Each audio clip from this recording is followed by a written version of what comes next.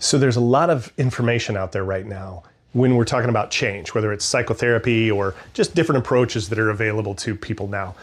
And there seems to be this impression that there is the right words you can say. That, like you have to talk to the right part of the brain, like the more basic elements of the brain. Or if you talk to the mammalian part of the brain, then the words that you use will somehow have this amazing impact and the person will be able to make decisions and change and different things like that.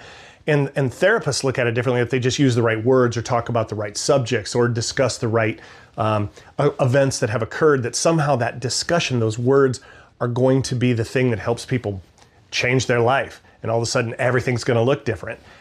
And when someone starts talking about whether it's psychotherapy or whether it's influence and persuasion, even hypnosis, when they're talking about the words, oh, you should say this or use this language or say this phrase or ask these questions or do whatever whatever it is they're telling you to do, words don't lead to change. They never have. If words actually make people change, psychotherapy would be a whole lot more effective than it is right now. That's the reality of it. If words were all it took to help someone change, anybody could help a person change.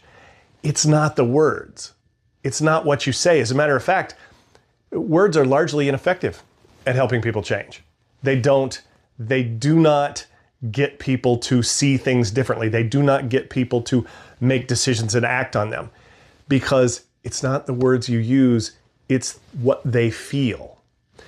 If you're in the business of change, whether you're a therapist or whatever you are, you have to be focused on making sure they have an emotional experience.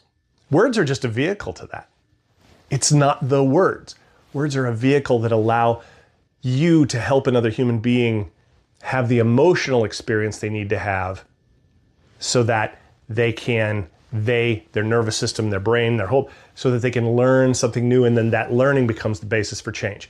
But it's the emotional experience they have that is then the basis for change. The idea that it's somehow the words you use are the way to look at that, absolutely not. That'll never fly. And I'll boil it down to this. People change because of emotion, and they justify it after the fact with intellect.